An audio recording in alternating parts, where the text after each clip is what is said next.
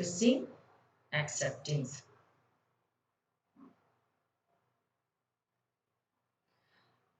After an offer has been made, the next important, rather the most important stage in the formation of contract is that of acceptance.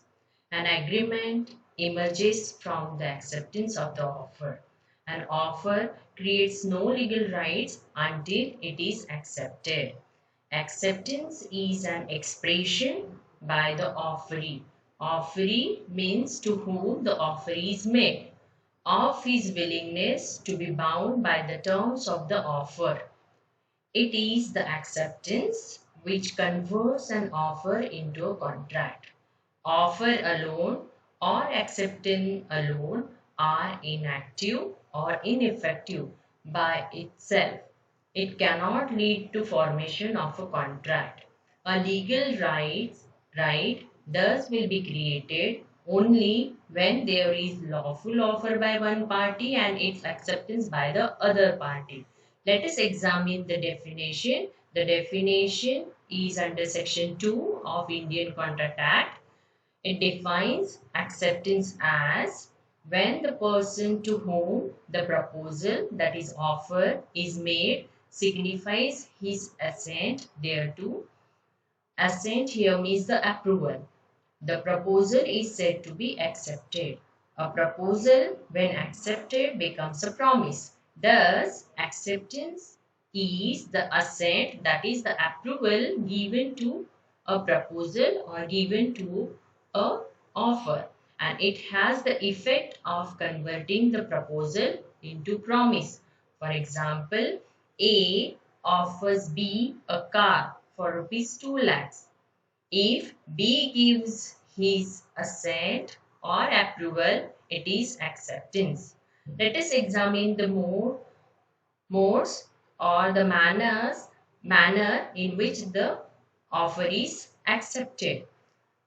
First one is by express words spoken, second in writing, and third by conduct, that is implied. So, acceptance can be expressed or implied. It is expressed when it is communicated by words, spoken or written, or by doing some required act, that is implied. So it is implied when it is to be gathered from the surrounding circumstances or the conduct of the parties. We will examine this with illustrations. First, when A says to B, will you buy this car for rupees 2 lakhs? B says yes. This is express oral acceptance. This is by words of mouth, and therefore this is a express oral acceptance.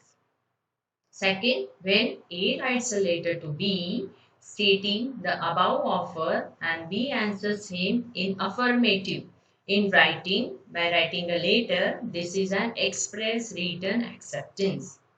Third, at an auction sale, S is the highest bidder.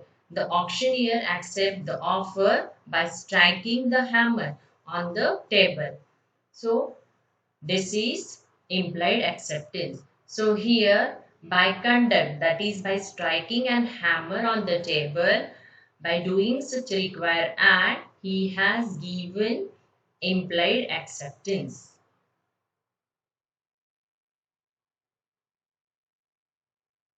Now we will examine who can accept the offer. Acceptance of particular or specific offer.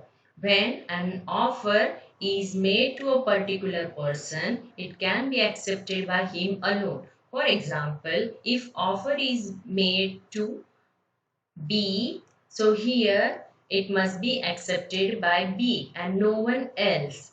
If it is accepted by any other person, there is no valid acceptance. Acceptance, next is acceptance of general offer. When an offer is made to world at large or public at large, any person or persons with notice of the offer may accept the offer.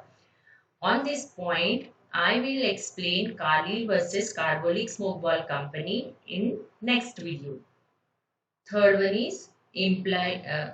Next one, where a reward has been offered for giving a specific piece of information, for example, information about the thief of a certain property or finding of a specific thing. Acceptance can be made only by the first person who gives the information. So in case of general offer, it can be accepted by any person from public who come first.